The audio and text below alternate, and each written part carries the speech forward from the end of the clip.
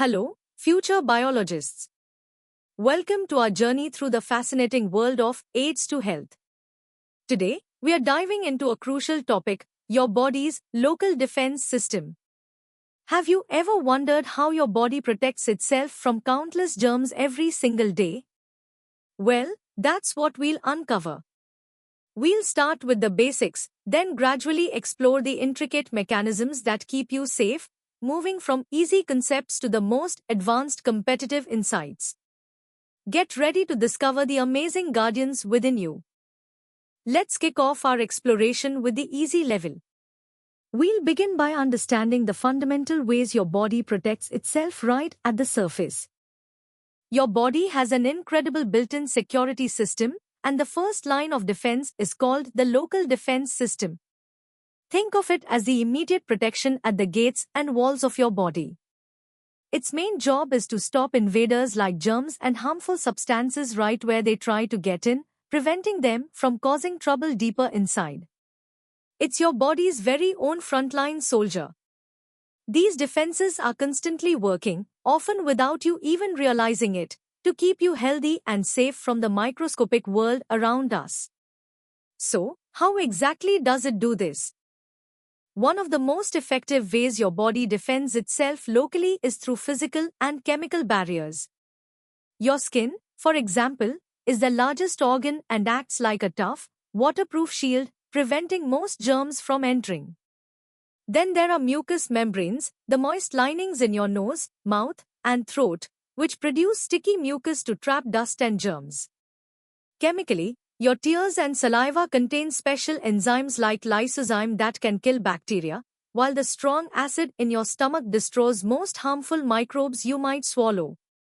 These barriers are your body's everyday heroes, working tirelessly. Now, let's test your understanding with a few practice questions.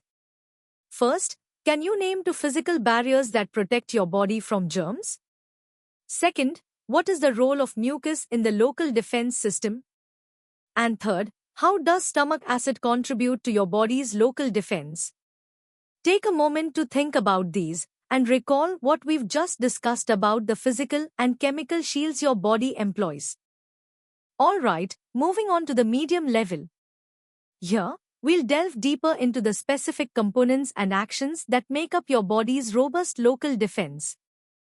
At this level, we understand that local defense is essentially your body's first line of innate, non-specific protection. It's always ready to act against any perceived threat without needing to learn about a specific pathogen.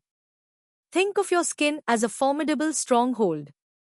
Its outermost layer, the epidermis, is made of tough, dead cells packed with keratin, forming an almost impermeable barrier.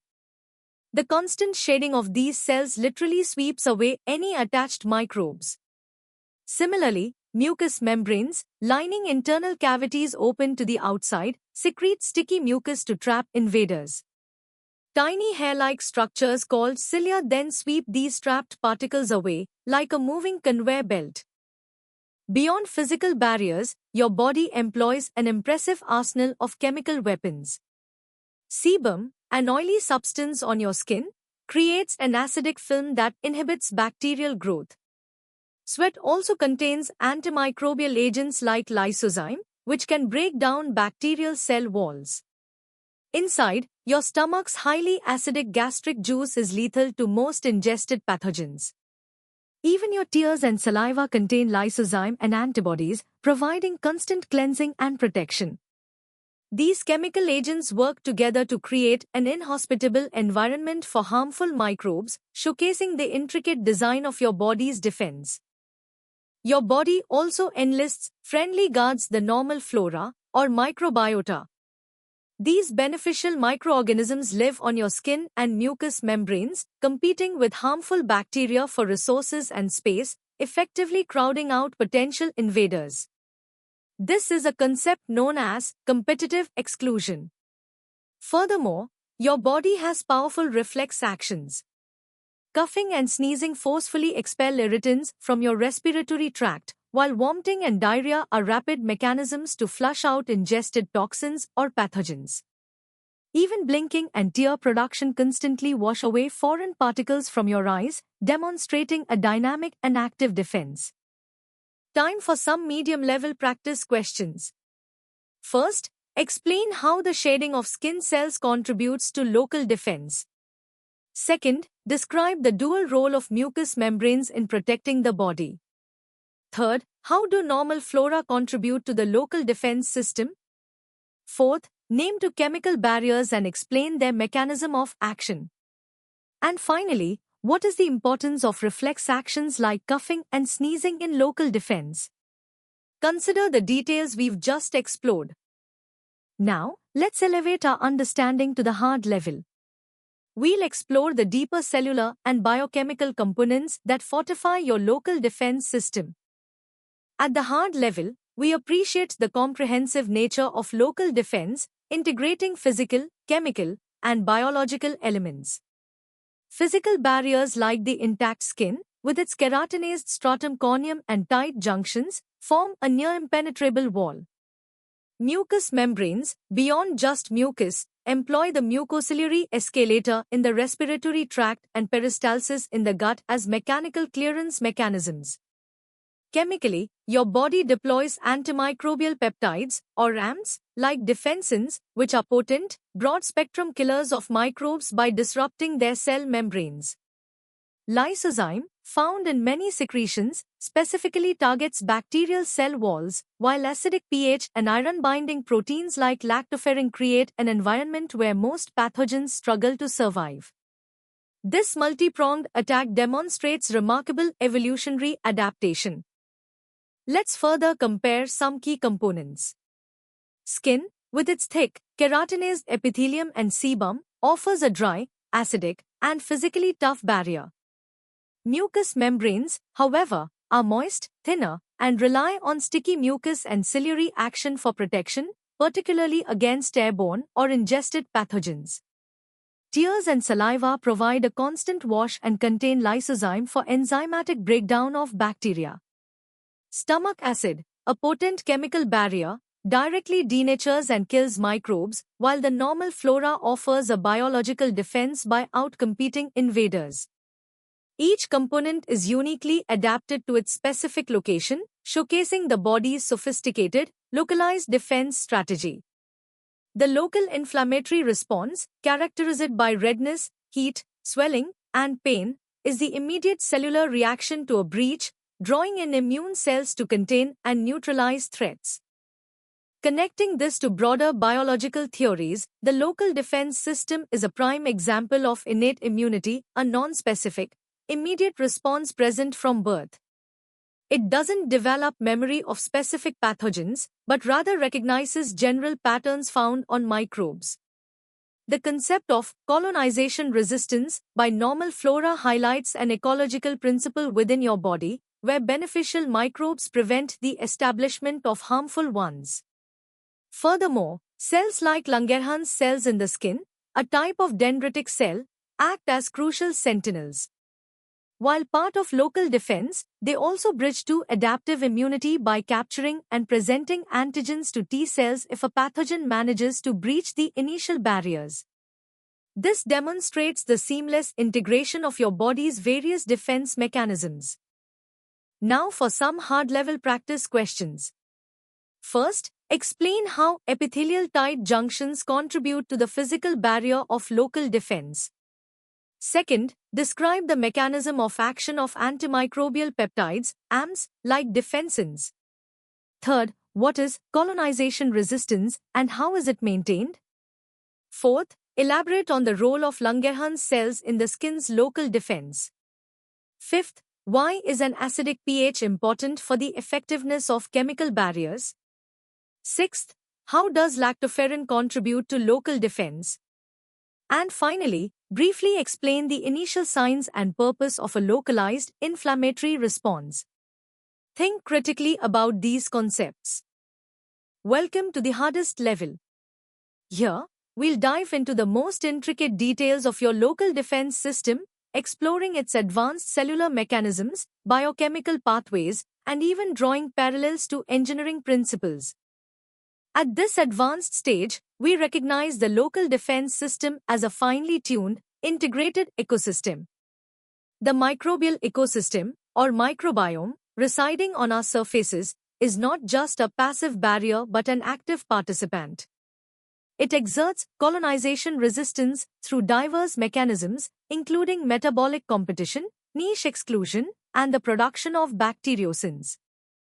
Beyond passive barriers, specialized cells like tissue-resident macrophages and dendritic cells, such as Langerhans cells in the epidermis and alveolar macrophages in the lungs, act as crucial cellular sentinels.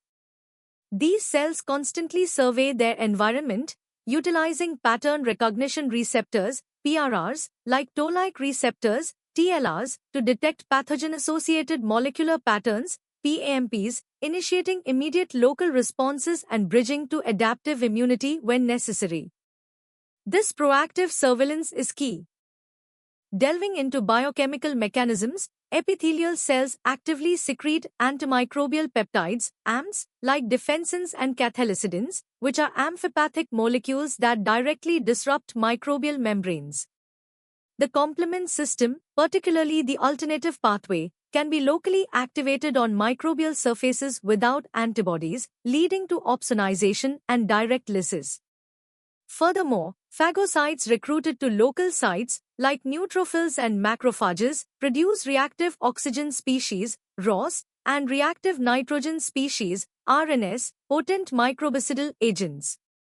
Mast cells, strategically located beneath epithelial surfaces, are rapid responders.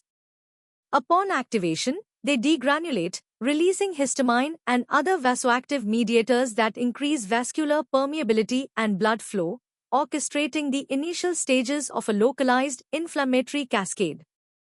This rapid, multifacet chemical response is a marvel of biological engineering. The interplay between the host and its microbiome is crucial for maintaining local defense.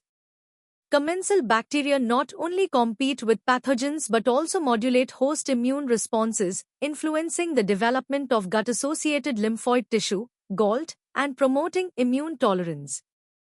Disruptions to this delicate balance, known as dysbiosis, can compromise barrier function and increase susceptibility to infection. Genetic predispositions, such as minor variations in genes encoding barrier proteins or AMPs, can also subtly alter an individual's susceptibility to certain infections. For example, mutations affecting mucin production can impact the effectiveness of mucous membranes. Therefore, the effectiveness of local defense is a result of a complex interplay between genetics, environment, and the dynamic microbial landscape. This intricate biological classification highlights the depth of this system. The impact of a robust local defense system extends far beyond preventing immediate infections.